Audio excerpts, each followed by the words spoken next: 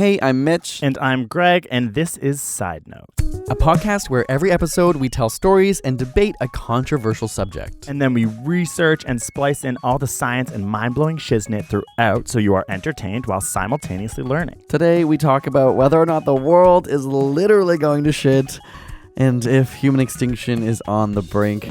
Greg tells some stories about how the current political climate has affected his general well-being and many people's general well-being, and I recall the night that Trump won the election and what that was like from a Canadian's experience. Then we get into our debate over whether or not the world is actually in a horrible period of decline that it's not going to recover from, or if this is just simply a bad blip on the overall timeline. It's so funny because I'm like, do we do the jingle? But cue the jingle. I just wanted to say it feels like fall today, and it's really nice. It's been a nice relief from the heat. Right? Oh my God, I'm so happy that you said that because, usually you're like the hot one, and I'm the one who loves fall. I famously love fall. I'm the hot one. Whoa. That is so brutal. No, it's just been really nice because it's been so hot that it's been a bit of a relief. But yeah, what did you learn this week, Greg? Let's jump into it. Oh, what did we learn this week? Okay, so I learned that Trivial Pursuit. Okay, this is such an adult thing. I'm almost 30, so yes, I do play Trivial Pursuit. Okay. And you know what? I'm not as bad as I used to be because I've aged. But okay, what I learned this week is that Trivial Pursuit is a game. They're never trying to trick you. It's a game of logic, and you can actually get answers. It's not a game of logic, but it's not a trick game. Like sometimes there's questions that you're like, but it is a game of logic. I got ZZ Top as an answer, and it was a very amazing feeling because I just was like, who has long hairs? And like, do you know what I mean? It's like They want you to get the answer, whereas I feel like I used to play it and just like panic and like be like, oh, I don't know. But it's like, yeah, like one question was like, what season do these specific birds hibernate in? Insects. And then I was like, I don't know. Winter feels like it's a trick answer, but like that's obviously the answer was winter. It was like, when do insects go through their like diapausa phase? And it's just like, I don't know, it made me really enjoy Trivial Pursuit. So what I learned this week is that as a man who is aging, I enjoy Trivial Pursuit. Isn't also, though, I just want to say, like, Trivial Pursuit's one of those games that we're a weird age for because it's like old enough that certain versions, like, I actually am like, I don't know any of this historical stuff, or so much of it's American that I actually like don't understand it. And then like, are there new versions that would be like, yes, Ariana that would Grande? Be amazing. Yeah, they would be like, who just dropped Sweetener?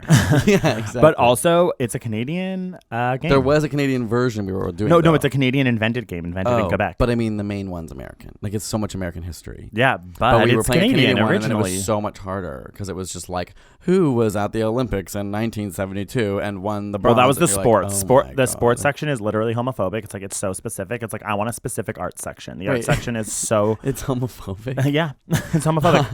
The sports section... Anything that doesn't cater to your taste. The sports section of Trivial Pursuit is homophobic. That's what I learned this week. Your turn. Wow, dark. Okay, this week...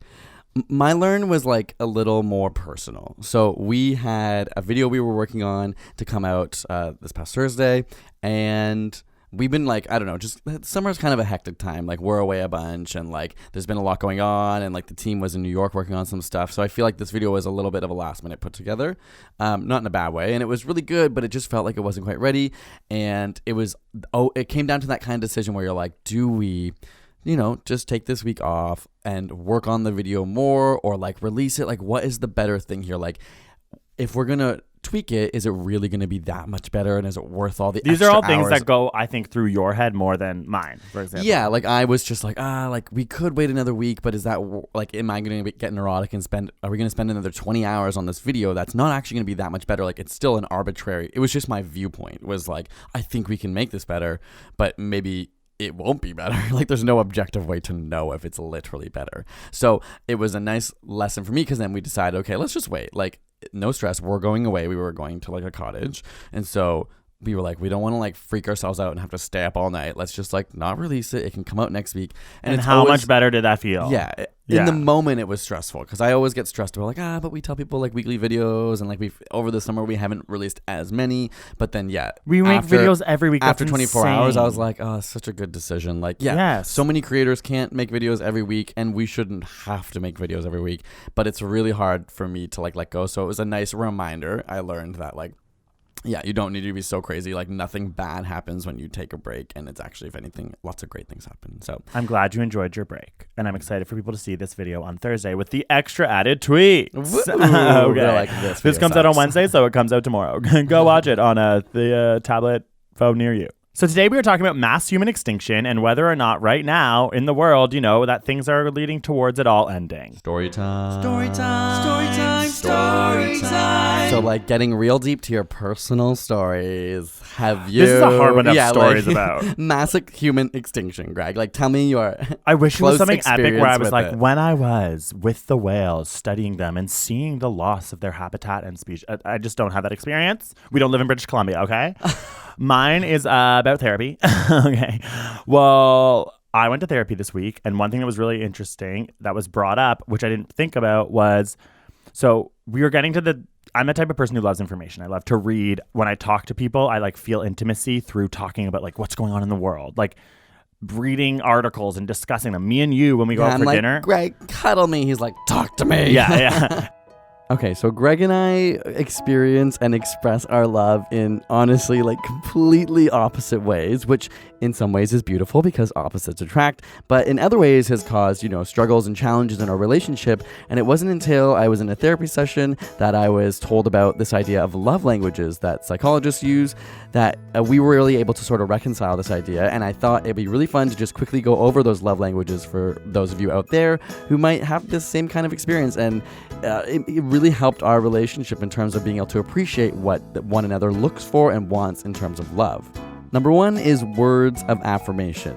So if you really love hearing the words, I love you, and getting compliments, then this is probably one of your stronger love languages. It can also often mean that you're much more sensitive to negative feedback or insults and things like that, and those won't be easily forgotten. And this one's not just about, feeling good in the moment, but how words actually have the power to make people feel competent and valued and appreciated. Number two is quality time. This one's all about giving the other person your undivided attention and doing activities. This is 100% Greg's, one of his strongest love languages. I mean, I love quality time as well, but he loves to get out, go do activities together. I'm like, I just want to sit on the couch and chill. He's like, let's go watch a movie. Let's go to the park. Let's go do this and that. And so that's number two. Number three is receiving gifts. This one doesn't necessarily mean that you're materialistic and you just need to have things, but it's more about, there's people who really appreciate a thoughtful gift or love giving thoughtful gifts, because it takes a lot to go out or put something together. It doesn't have to be worth a lot of money, but this idea that giving things gives both pleasure to the receiver and the giver. Oh my gosh, what am I saying?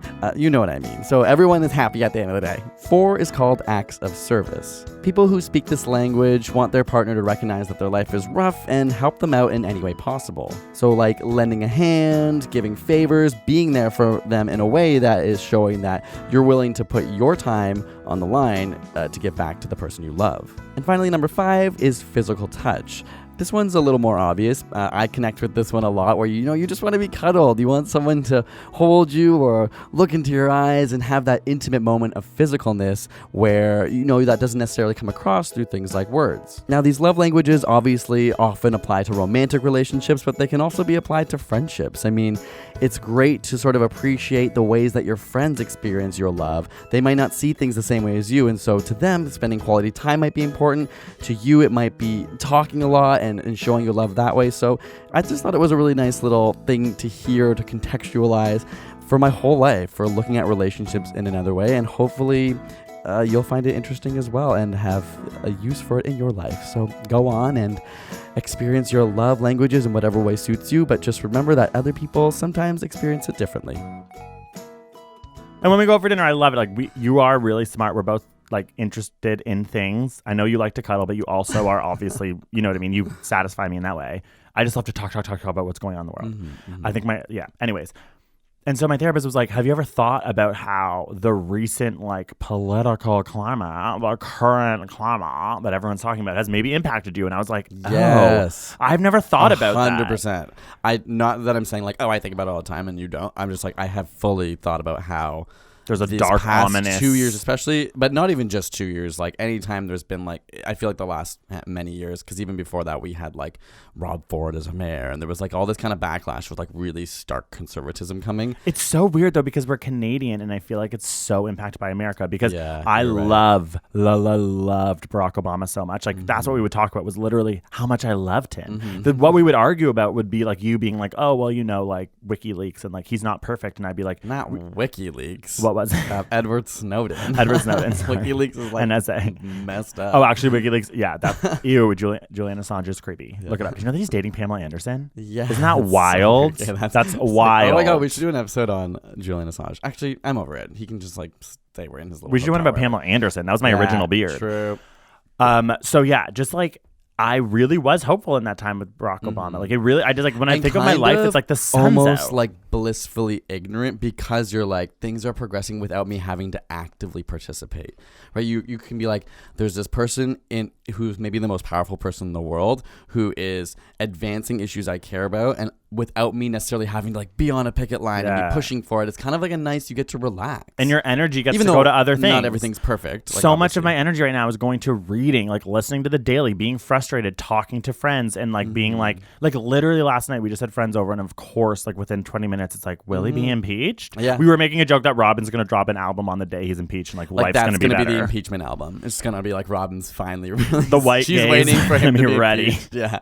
But I just mean, no, it's like, yeah, and I didn't think about that. I am exhausted. I am more exhausted. I'm so sick of the news. I'm so sick of reading about all these things that are like, I'm pessimistic right now. And I know that's going to get into our debate later because I think more pessimistic about you than you about the future. But when it comes to my story, all I'll say, it's not so much a story so much as I didn't think about how the current climate could, love that word, the current climate, and this current climate change. Yeah, and this current climate change, we're climate changing.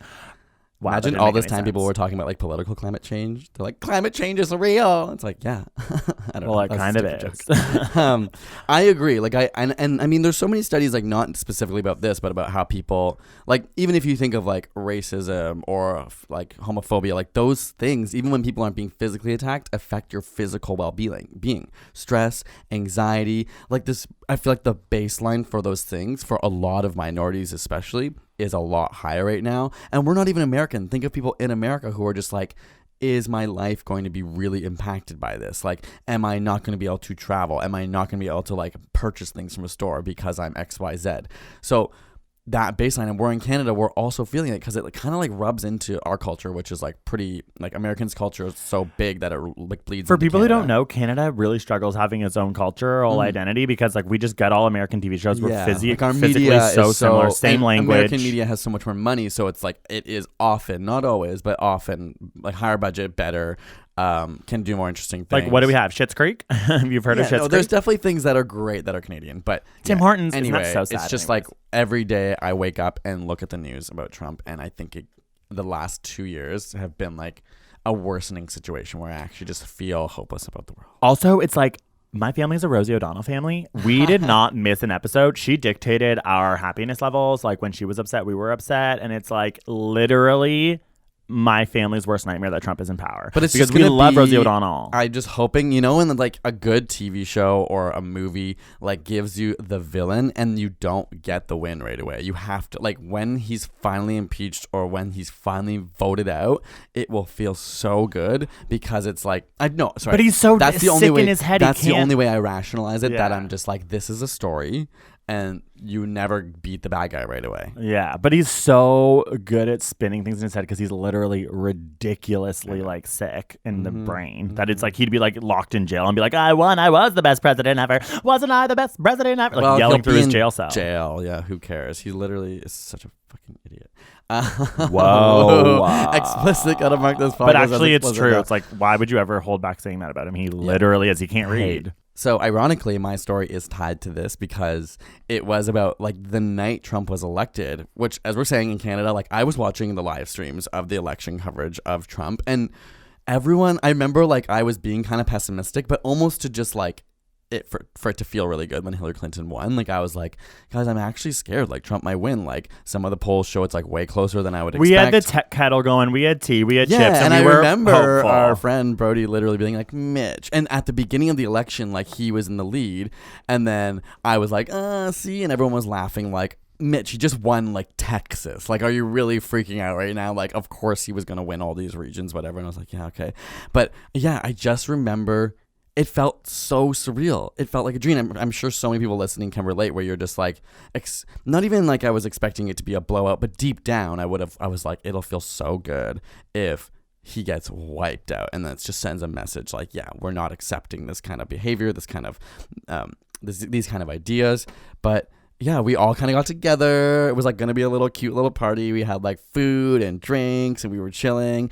And then it also took a really long time. It wasn't official. So I think eventually we were all like, this is weird. And everyone had to go home. And then it was we also had so much anxiety that the fun was sucked out of it that we all were like, let's go home. Because also it was, the results were coming in a way. I think they didn't officially come. We woke really up at 5 a.m., went on our phones and like laid in bed looking at each other like, oh my God. Is the world real? And I remember also coming to work and thinking with Rachel, our producer. I love how I always say our producer because she's in this podcast. But watching her like defeat speech or whatever, like when she had to come out, Hillary Clinton, and like Rachel just started like crying. Like we were crying at work. It's true. I cried after the election, like the liberal snowflake that I am. And this was not the first time I cried at work.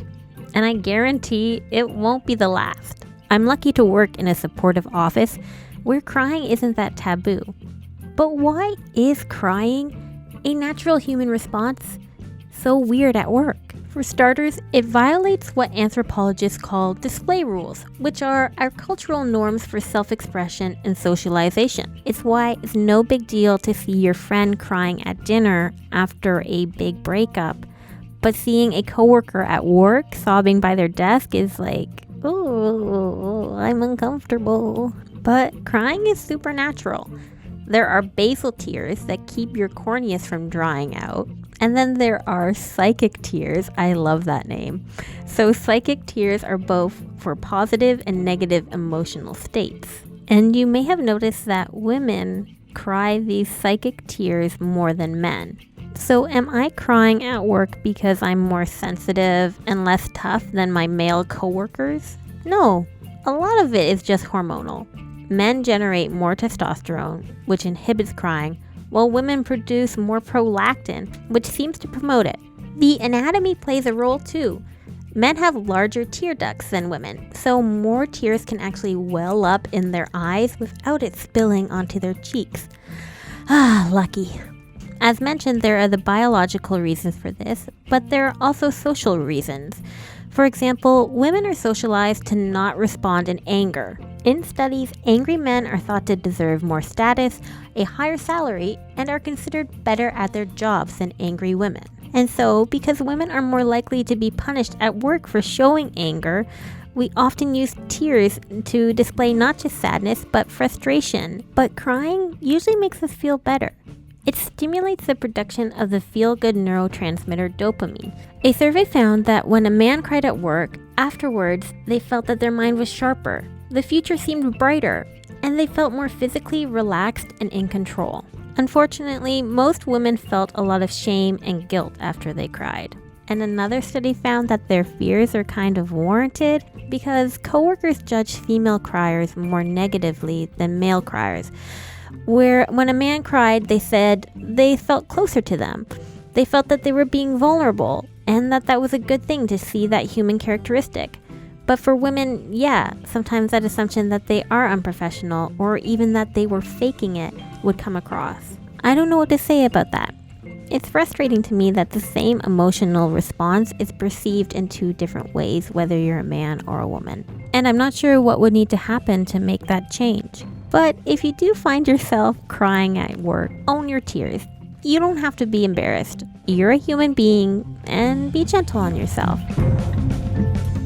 I remember my sister also said something really sad where she just like didn't think so too, and she's like, I just thought there'd be a female president. Like her was like more ideologically It's been upset. nice to see that, and yeah, like Not that this this is is what so our depressing. debate. Yeah, sorry. And I feel like I've heard people. It was a nice debate, day. Like, it is the democratic process. Like that's the way it is. We can not we. It's funny that we say we, but like people can vote him out coming up, and that's the prerogative. It just sucks the things he's doing, but like if he won, and that's this. Maybe the system's broken. I don't know, but it's just so hard. But also there's that other side where it's like people like racism still existed throughout Obama years. Like it's important that people didn't think like racism was over. That's true. Right? Like it's like here's there's a nice still, little reminder of like the deep-seated problems. Like homophobia is real. Like this is literally America. Like let's address it. Yeah, you were under the guise before of like America is so amazing, but now it's like no, literally it is in like very divided place. So is Canada. Like we're seeing that now. Yeah. Like people think of Canada as this utopia. We just elected Doug Ford. Like there are so many issues that need to be in Ontario that need to be combated, and it's sort of important because as much as we're upset, we're rallying. Like we've gone to and protests. I'm finally like where I'm at now is like I'm hitting that point where I'm like, do I need to get into politics? Like I feel so oh my god, hopeless do it because I'm just like, well, I would support you. I would be your little like don't white you think wife. like I just think like there's only so long you can sit before you're like. No one else is standing up. Plenty of people are standing up, but you're like, it's not happening fast enough, and it does need people who oh my god, do it. Mitch, like literally. I don't know, but I just don't know anything about politics, and I'm like, I don't know. Cynthia Nixon, Trump, and Mitchell Moffat, the celebrity mixing over with the politics. Okay. A Big Brother alumni. Yeah, I've got that Big Brother crowd. They're probably but seriously, whatever. Like, I would support you. Oh my god, Mitch, 2022. I will have your back. I will canvass. Wait, I'm not running in America. No, in Canada. 2022? I don't know, like against like whoever like the other one is. Like for what elections in 2022? I don't know. We'll start provincially. No, we'll start municipally. Okay. You're going to get us some bike lanes in Toronto. But see, sweetie, I just don't want to do that. I just want to like... See, I'm mostly interested in like the moral political side of things, right? Like Isn't that what politics is? Yeah, but then so much of it is like fiscal. Like I don't know a lot about like markets and Trump does. No, he doesn't. But I just mean like I don't believe he should be in office because he has no experience with that, and I don't know. No, it's true. I see what you're saying, but I think you would be a very good politician. The end of the world could be coming. Thank you, Trump. But maybe if we get into politics and act and organize, it is true more than ever. Everyone like can go on Twitter and complain, but organizing is so important for voting. Like getting people who are active door to door, getting people excited. Like I just think more than ever, everyone needs to participate in organizing because that's how huge movements have always won out. You get people like Martin Luther King who are organizing movements because people need someone to lead them and to put them in a place where they go, how can I be useful? What can I do? Oh, we need that. It was Obama. We need another person. Yeah. There'll be, hopefully someone will come up. There have been a couple of candidates in the States right now that are really exciting because they're kind of have like that Bernie Sanders excitement. Like they're the face of someone who's just going to be really progressive. It kind of happened with Trudeau a little bit. I mean, people, and another thing, in Canada, people really roll their eyes at Trudeau, and he's going to have a hard time in the next election for a variety of reasons, but there was a lot of excitement around him, and it worked, right? Like he was elected because he was that person. He has that story, like that sense of hope, and like he was a good speaker. And he's fine. And he's got a tight little butt. And he can do a really good yoga position. And he's actually really, really attractive. Did you know that? Justin Trudeau was cute. I didn't know. He's really cute. And he has a bubble butt. He has a bubble butt. Yeah, he's fit. That's the key. You have a bubble butt. You could definitely get elected. I do not have a bubble butt. I have a little butt that's being worked on right now. But you're going to get that to a political butt. That's going to be a political bubble butt. Once it's a bubble butt, I'll go into politics. And know who else has a bubble butt? Trump. Barf. No, Trump's is more like a porridge butt. It's like, it looks like. But we shouldn't make fun of people's appearances. But Donald Trump's like, come on. Yeah, but he is like a really old man. Isn't it gross? He's like 7'2" or something. It's like disgusting. He's like a literal monster. Well, no, obviously I know he's like sick, but he's like weirdly tall, which like is tall. Disgusting to me. Whereas other tall people, I'm like, that's hot. Okay, so is the world ending or humans ending? And that is what we're coming back with in a minute. Debate. We'll let you know who's on what side when we come back. Podcasts are controlled by an algorithm, which is horrifying, but it's also important for us, for you to like it. Yes, like it. Leave a comment, which we read and love to read. Yeah, it feels so nice. Let us know like where and when you're listening to them. Make a story about it. Someone did it on a road trip recently, which warmed my heart. Yeah, maybe we can share those stories every now and then. But yes, it means so much to us when you rate it anywhere you're listening and leave a comment, like it, whatever. It's and awesome. Use the hashtag SidenotePodcast because we also read that and people aren't using it enough. And we just want to know what you think of our pod. All right, thanks, guys. So today's premise for our debate, Debate time is human extinction, whether or not the world is ending right now. Like, are we in the process of humanity coming to an end? And our two sides are, Greg believes this. He believes that, we're near the end. Like, things aren't looking good and they're not coming back. They're not bouncing back. And myself, Mitch, my position is that, no, this has happened before and it's, it might be a bad time, but the world's not ending. So where do we begin? Greg, what makes you really think that we might be experiencing some like really intense end times? Apocalypse type. Okay, well, I will start with just climate change. That's my main thing. I'm a pessimist, I guess, but I'm not. But I'm pessimistic. Like, I'm not hopeful of the future, but I think I never really have been. But I think more has been escalated on. But my main thing is climate change. I think that the way that humans work, I think the only way that we are going to be able to combat the fact that this is going to be devastating to our lives and our children's lives and our children's lives. And I think I'm arguing more that there's like we're spiraling into chaos, not necessarily that we're like going to fully go extinct, is because climate change, in order for it to actually not have the impact that I think it's going to have, governments, people need to unanimously get together and regulate the way that we live our lives. And I do not think the capitalism, the way that we live our lives, I do not think that we are actually ready for it. And I'm personally a great example of that. I believe in climate change. I try to do the best I can, but there's only so much I can do without a government regulating my life. And we're going the wrong way. We see that with tons of people. Your perspective is that it will go so far that we will all die? I think that I almost would like restart. I don't mean that in a negative way. Like, I'm not saying you're wrong. I just mean, do you picture... I don't picture everyone dying, but I picture the world becoming worse and worse and worse. In terms of climate especially. My main concern is climate change and climate refugees and democracy falling and the majority of people on this planet's lives becoming worse as opposed to better. Wow. See, I don't think that...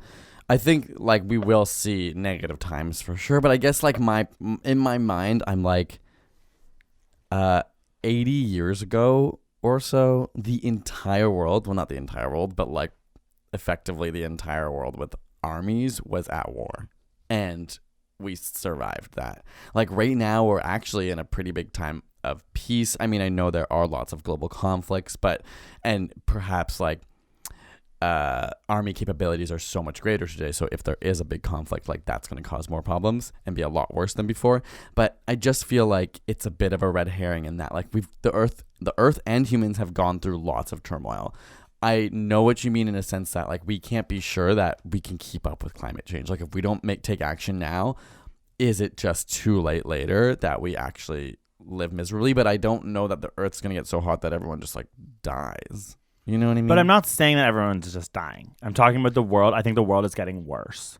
Oh, but that's a different premise than human extinction. Well, I don't know. I think you're right. I don't think that humans are going to fully go extinct, like as if like a comet hit and like we just were wiped out.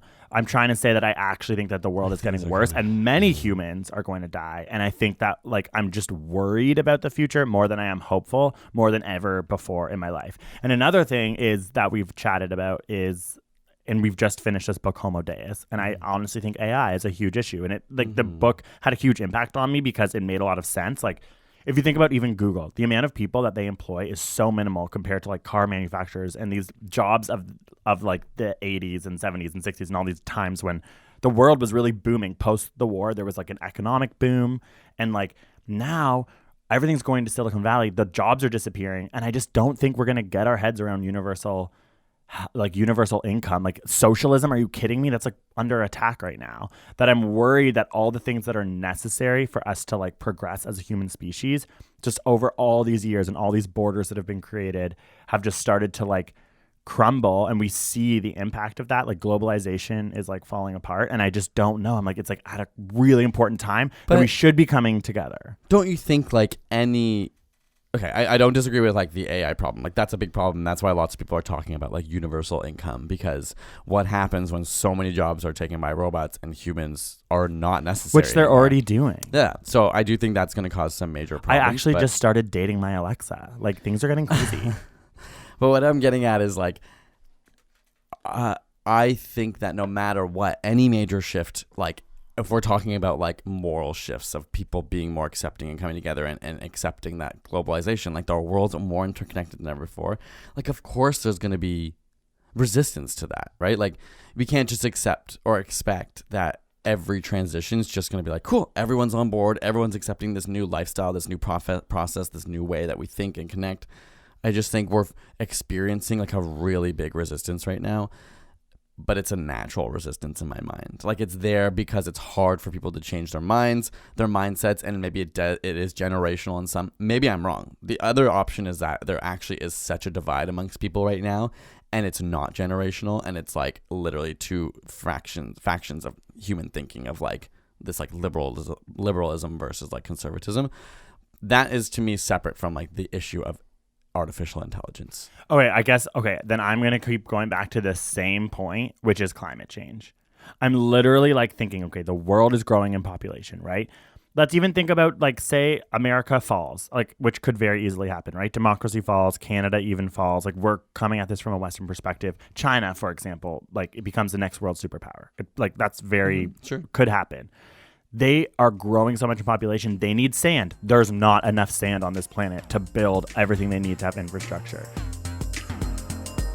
Okay, when Greg first told me the world is running out of sand, I laughed at him. Fresh water, okay. Oil, sure. But sand? I also realized I don't know anything about sand. So I'm going to assume that most of you don't know about this alleged sand crisis either. So here's what I found out. First off, geologists define sand not by composition, but by its size. Grains between 0.0625 and 2 millimeters across. And here's something I found that's interesting. Almost always sand is formed through the erosion of bigger rocks. But those bigger rocks themselves are formed from the accumulation of little rocks. So sand is basically a never-ending story where each grain of sand has probably gone through 6 cycles of life. And by life, I don't mean like life. I mean, you know what I mean. You know that sand's not alive. But when we're talking about sand, in the industrial world, it's known as aggregate, which includes gravel, crushed stone, and various other recycled materials. Natural aggregate is the world's second most heavily exploited natural resource, right after water. In 2014, the United Nations Environmental Program published a report titled Sand, Rarer Than One Thinks. In this report, they concluded that mining of sand and gravel greatly exceeds natural renewal rates. So what is all this sand used for? Sand makes concrete. 80% of concrete is aggregate. Same thing for asphalt. 94% is aggregate. A study found that a typical American home requires 100 tons of aggregate to build one house. And only a mile-long section of a single-lane American highway requires 38,000 tons. And the cell phone that's probably in your hand right now is made of sand. Melted sand. So the cell phone screens, wine glasses, window panes, all this glass is made from sand. Sand is used for the filtration and water treatment facilities and septic systems and swimming pools. So yeah, sand is pretty important.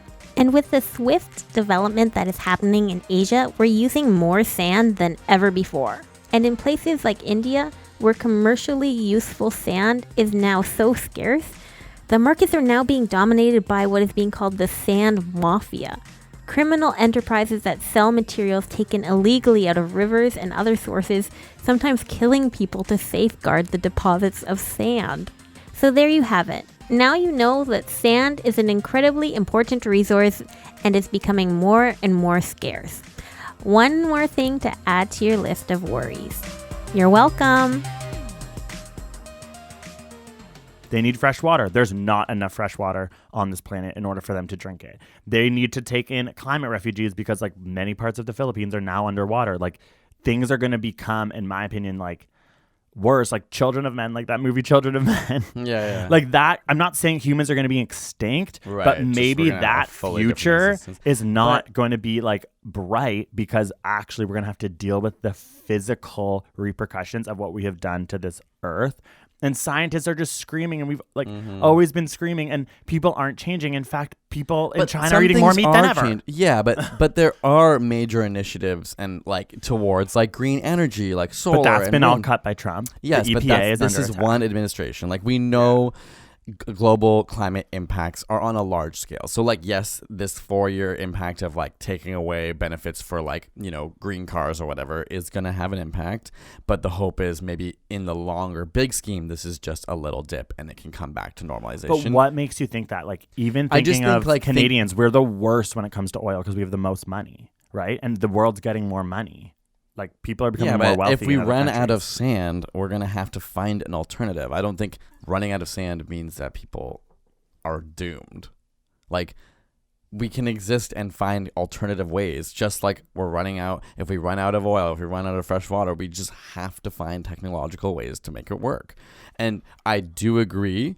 This is probably at the cost of like the less fortunate people in the world who are the ones who are going to be like, we literally don't have fresh water because you used it all and we can't afford the technologies to turn salt water into fresh water. That's awful. Yeah, no, I agree. That's where I don't know what will happen. And that's already happening, I guess, because there's starvation around the world. Like the resources are so unbalanced. Like also wealth, like income disparity is like now more than ever. The richest people it is kind of have so much power and money. There's so few of them that we're at their whim of empathy, which it's like they're not showing. It's weird. Like that's something, I mean, that's so generalized. That's a generalization on my opinion, but I am very like concerned and confused by people with that amount of wealth.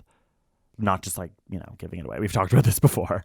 But there's like literally in the book, there's the 8 wealthiest people have more money than like 2 billion people on this planet, like combined. Like it's crazy. Like that's an amazing thing that like our species has like created for itself, that it needs to be fixed. Or like when I think of narratives in movies, I'm like, this is the beginning of that narrative with like the evil people at the top of the hill, you know what I mean, with all the money, like insular, and there's all these people around trying to clamber literally physically to the top of the mountain because there's water everywhere.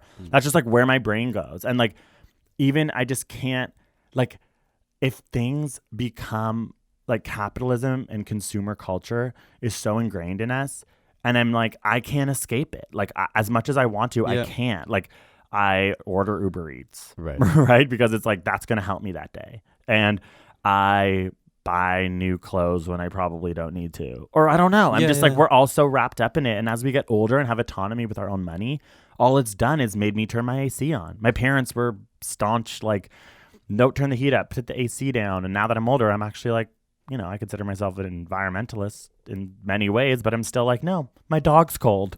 I mean, or my dog needs to be colder.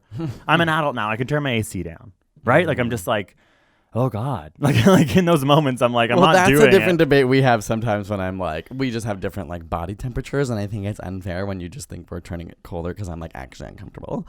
But maybe I'm being a baby. I know. I just mean like, I like temperature control. In my mind, sometimes I argue with you because I'm like, also I want to live in a home where I am comfortable.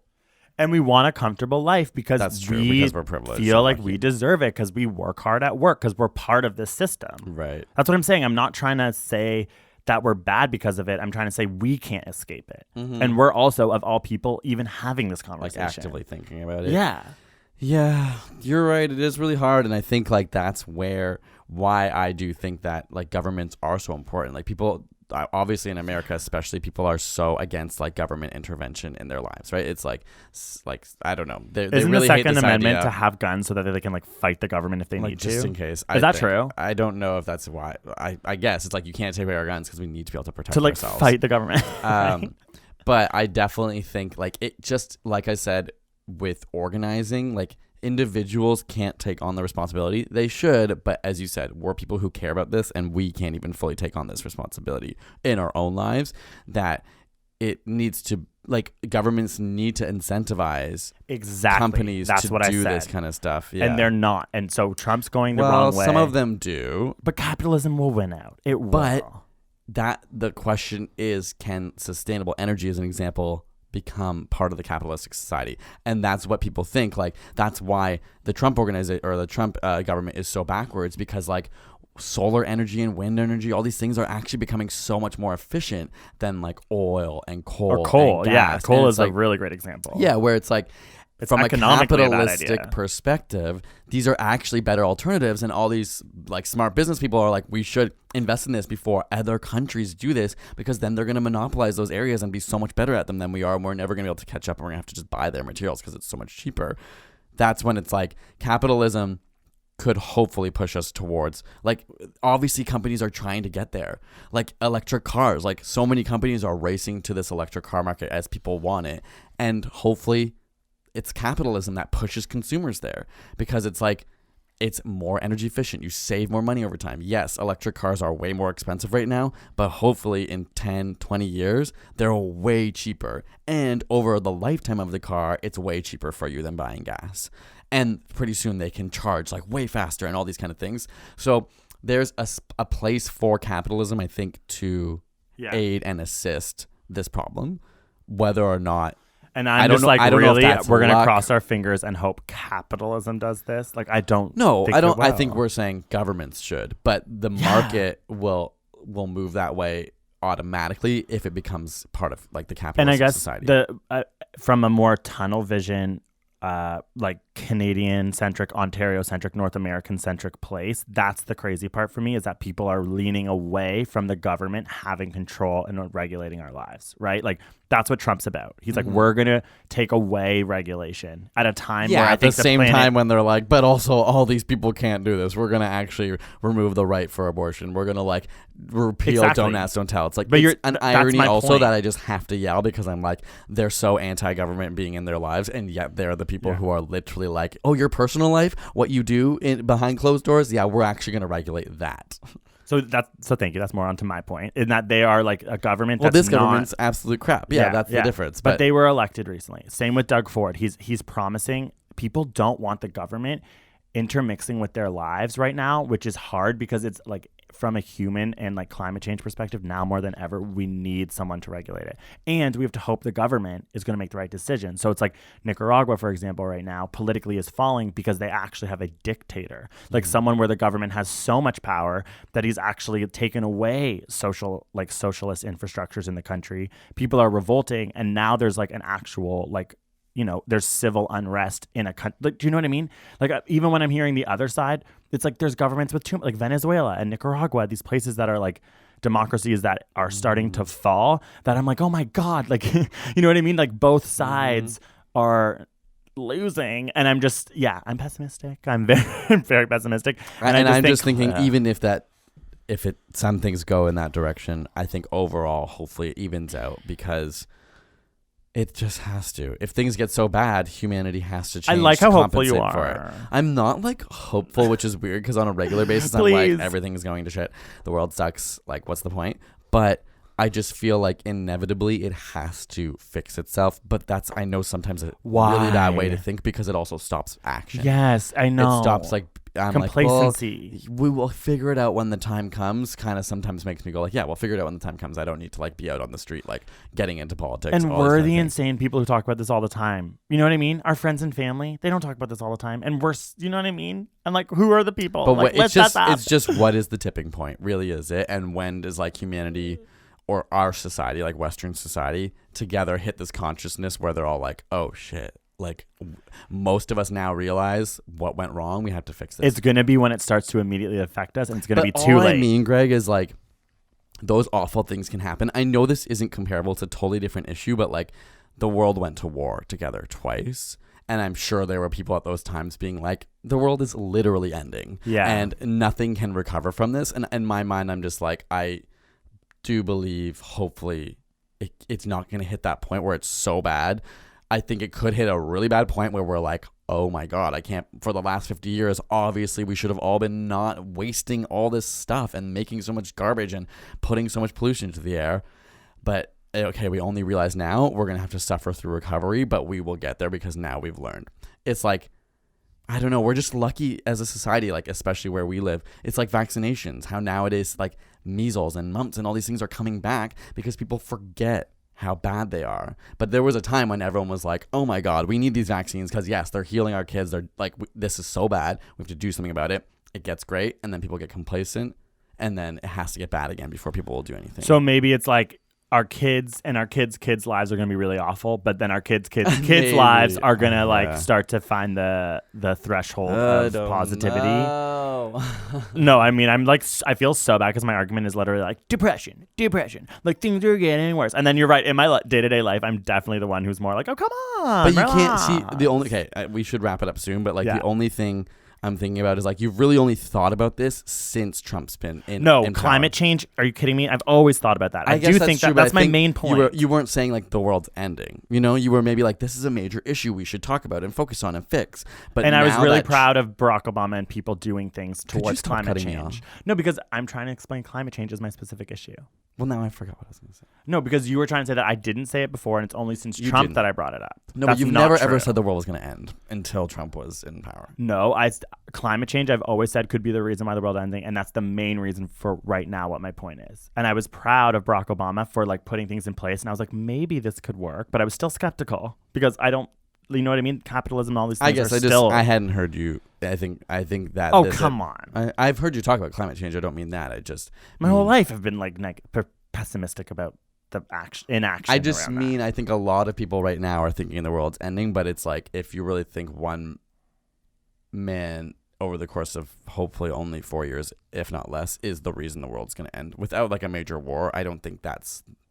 All these problems have existed for the last decades. Like we've been contributing to them for that long. So it is beyond Donald Trump. Like he might contribute to this problem in a major way, but we need to look at ourselves way more as a society because these problems have been going on for a long time. Like all these issues, whether it's like not even just climate change, like race issues and like, I don't know, any sort of like minority or turmoil between people, like it's been brewing for a long time and Trump is the result of, not the reason for.